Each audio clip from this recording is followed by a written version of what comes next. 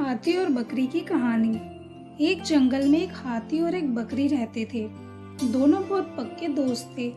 दोनों साथ में मिलकर हर दिन खाने की तलाश करते और साथ में ही खाते थे। एक दिन दोनों खाने की तलाश में अपने जंगल से बहुत दूर निकल गए। वहाँ उन्हें एक तालाब दिखाई दिया। उसी तालाब के किनारे एक बेर का पेड़ था। बेर का पेड़ देखकर हाथी और बकरी बहुत खुश हुए। वह दोनों बेर के पेड़ के पास गए। फिर हाथी ने अपनी सूंड से बेर के पेड़ को जोर से हिलाया और जमीन पर ढेर सारे पके हुए बेर गिरने लगे। बकरी जल्दी जल्दी गिरे हुए बेरों को इकट्ठा करने लगी। संयोगवश उसी बेर के पेड़ पर एक चिड़िया का घोंसला भी था, जिसमें चिड़िया का एक बच्चा सो रहा था और चिड़िया दाने की खोज में कहीं गई हुई थी। बेर का पेड़ जोर से हिलाने के कारण चिड़िया का बच्चा घोंसले से बाहर तालाब में गिर पड़ा और डूबने लगा।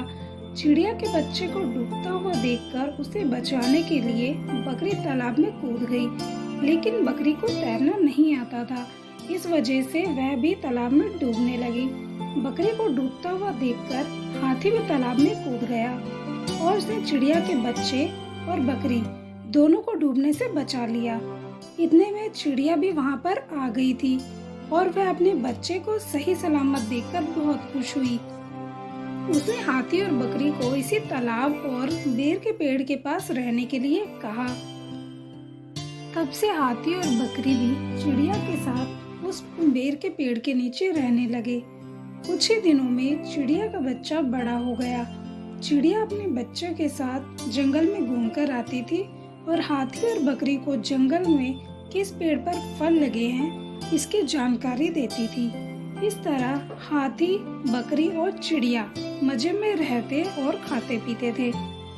फ्रेंड्स, हमें इस कहानी से ये सीख मिलती है, हमें किसी का बुरा नहीं करना चाहिए।